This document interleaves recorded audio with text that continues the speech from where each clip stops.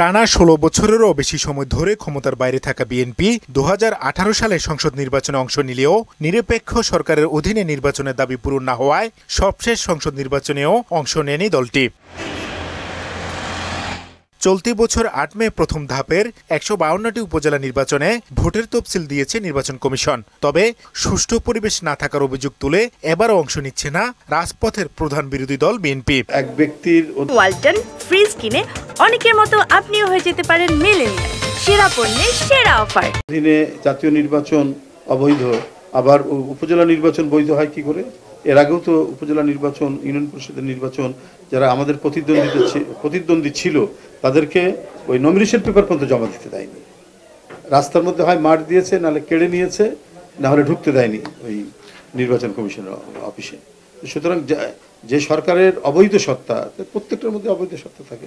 কেউ দলের নির্দেশ অমান্য করে উপজেলা নির্বাচনে অংশ নিলে অতীতের মতো দল থেকে বহিষ্কার করার হুঁশিয়ারিও দেন তিনি। এর মধ্যে নির্বাচন করেছে, জিতে হচ্ছে, আমাদের কাছে খবর ছিল না, পরে জানতে পেরে জেতার পরেও তো বহিষ্কার করা হয়েছে ৩০ সালে। তো এরকম আরও যারা করেছে তাদের বিরুদ্ধে সাংগঠনিক ব্যবস্থা নেওয়া হয়েছে। কারণ যে সিদ্ধান্তটা আছে ওটা তো বদল হয়নি, নতুন কোনো সিদ্ধান্ত না হওয়া পর্যন্ত ওটাই বহাল আছে, ওটার উপরেই কাজ হচ্ছে। দলের হাইকমান্ডের সিদ্ধান্ত চূড়ান্ত বলে মনে করেন ঢাকা মহানগর উত্তর ও দক্ষিণ বিএনপির ২ সদস্য সচিব।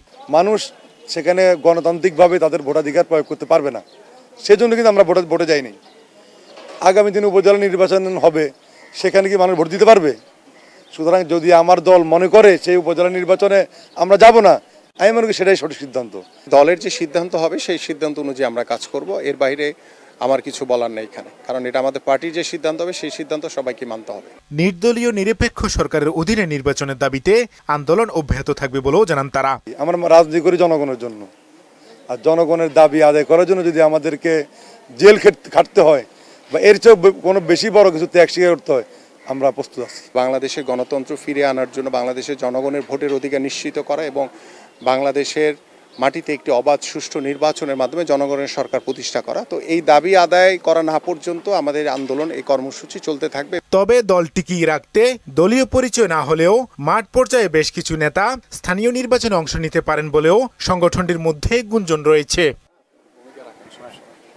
হুমায়ুন কবির, মোহনা সংবাদ, ঢাকা।